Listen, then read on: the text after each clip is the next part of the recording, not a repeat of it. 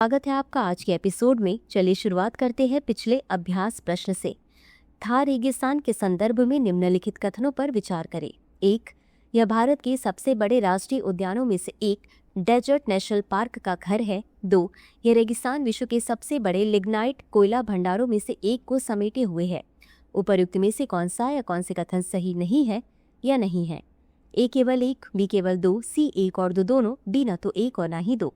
इस प्रश्न का सही उत्तर है विकल्प डी, न तो एक और न ही दो। चलिए देखते हैं इसके विश्लेषण को। थार रेगिस्तान भारतीय उपमहाद्वीप पर रेतीली पहाड़ियों वाला एक शुष्क क्षेत्र है। यह उत्तर पश्चिमी भारत, राजस्थान, गुजरात, पंजाब एवं हरियाणा और दक्षिण पूर्वी पाकिस्तान, सिंध तथा पंजाब प्रांत में फैला हुआ है। इसकी सीमा पश्चिम में सिंधु नदी के मैदान, उत्तर और उत्तर पूर्व में पंजाब के मैदान, दक्षिण पूर्व में अरावली पर्वतमाला तथा दक्षिण में कच्छ के रण से लगती है। इस रेगिस्तान में उपोष्णकटिबंधीय रेगिस्तानी जलवायु पाई जाती है, जिसमें लगातार उच्च दबाव और अवतलन की स्थिति बनी रहती है। यह अपेक्षाकृत समृद्ध जैव विविधता को बढ़ावा देता है, जिसमें blue bull, nilgai, black buck, great Indian bustard और इंडियन गजेल शामिल है। यह भारत के सबसे बड़े राष्ट्रीय उद्यानों में से एक मरुस्थल राष्ट्रीय उद्यान का घर है, इसलिए कथन एक सही है। यह रेगिस्तान विश्व के सबसे बड़े लिग्नाइट कोयला भंडारों में से एक को समेटे हुए है, इसलिए कथन दो सही है। तो चलिए शुरुआत करते हैं आज के एपिसोड की पहले प्रश्न से। भारतीय संविधान का कौन सा अनुच्छेद राष्ट्रपति को राज्य प्रशासन संभालने, कार्यकारी शक्तियों पर संघ नियंत्रण प्रदान करने और संसद को विधायी अधिकार का प्रयोग करने की अनुमति देता है? ए अनुच्छेद 356, बी अनुच्छेद 357, सी अनुच्छेद 358, डी अनुच्छेद 359। इस प्रश्न का सही उत्तर है विकल्प ए अनुच्छेद 356। चलिए देखते हैं इसके विश्लेषण को। अनुच्छेद 356 राष्ट्रपति को राज्य प्रशासन संभालने का अधिकार देता है, कार्यकारी शक्तियों पर संघ का नियंत्रण प्रदान करता है और संसद को विधायी प्राधिकार का प्रयोग करने की अनुमति देता है। अतः विकल्प ए सही है।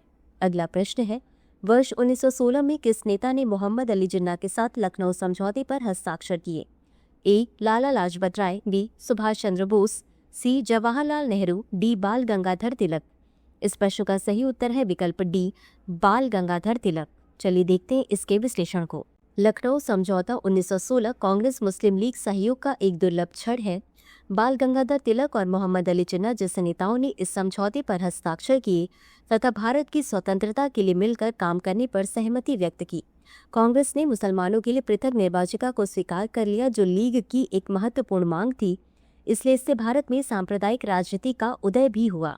अगला प्रश्न है, निम्नलिखित कथनों पर विचार करें। 1. शिवाजी महाराज की प्रशासनिक प्रणाली विकेंद्रीकरण पर आधारित थी और इसे अष्टप्रधान नामक मंत्रिपरिषद का समर्थन प्राप्त था। 2. उन्होंने एक नौसेना बनाई और सिंधुदुर्ग तथा विजयदुर्ग जैसे तटीय किले बनवाए ताकि समुद्री हितों की रक्षा की जा सके। उपर्युक्त कथनों में से कौन सा या कौन से सही है? यह सही है। ए केवल एक, बी केवल दो, सी एक और दो दोनों, डी न तो एक और न ही दो।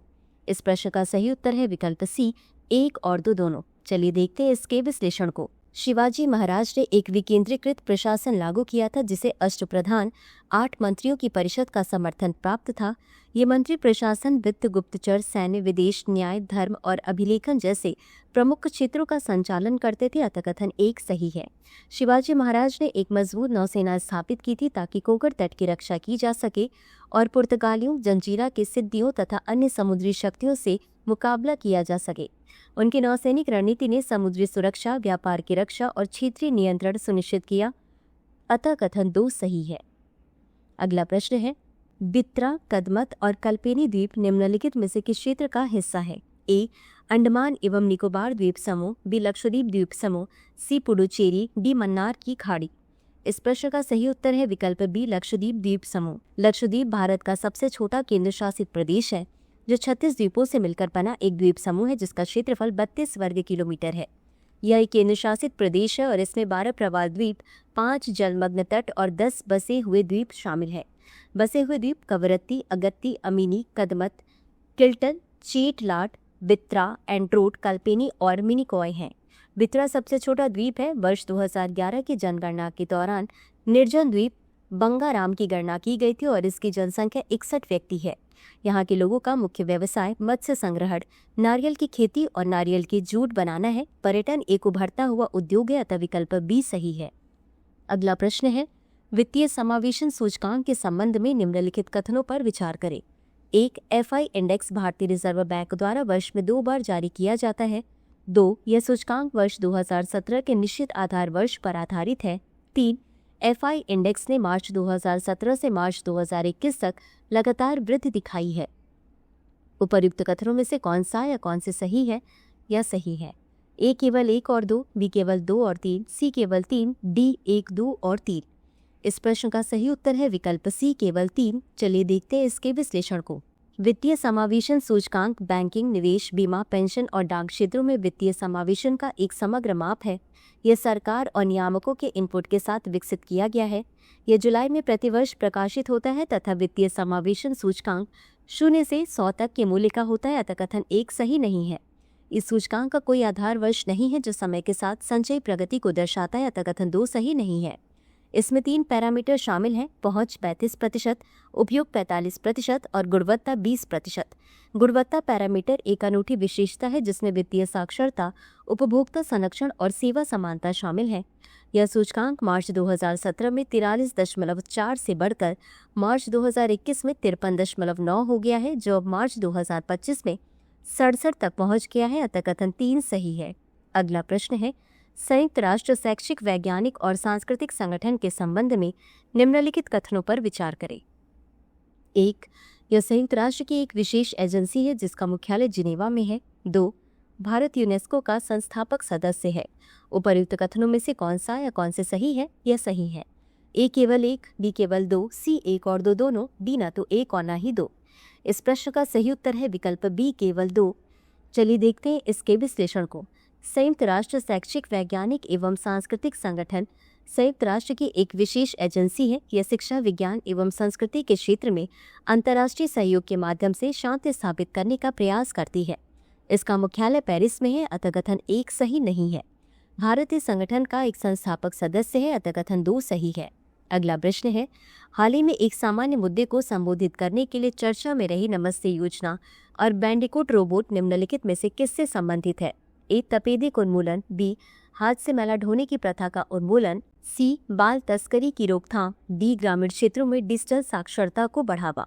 इस प्रश्न का सही उत्तर है विकल्प B. हाथ से मैला ढोने की प्रथा का उन्मूलन। चलिए देखते हैं इसके विश्लेषण को। नमस्ते योजना और बैंडिकूट रोबोट दोनों का उद्देश्य मैनुअल स्कैवेंजिंग को समाप्त करना है तथा सफाई कर्मचारियों की सुरक्षा और सम्मान सुनिश्चित करना है।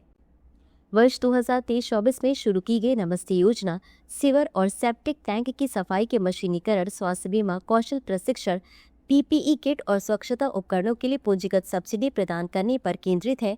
वर्ष 2024 से इसके दायरे में कचरा बीनने वाले भी शामिल होंगे। बैंडिकूट रोबोट, जिसे जैन रोबोटिक्स द्वारा विकसित किया गया है, एक मैनहोल सफाई रोबोट है जो खतरनाक सफाई कार्यों में मानवों की जगह लेता है। यह तकनीक के माध्यम से शून्य मृत्यु दर सुनिश्चित करती है और सुरक्षित स्वच्छता प्रथाओं को बढ़ावा देती है। अतः विकल्प B सही है।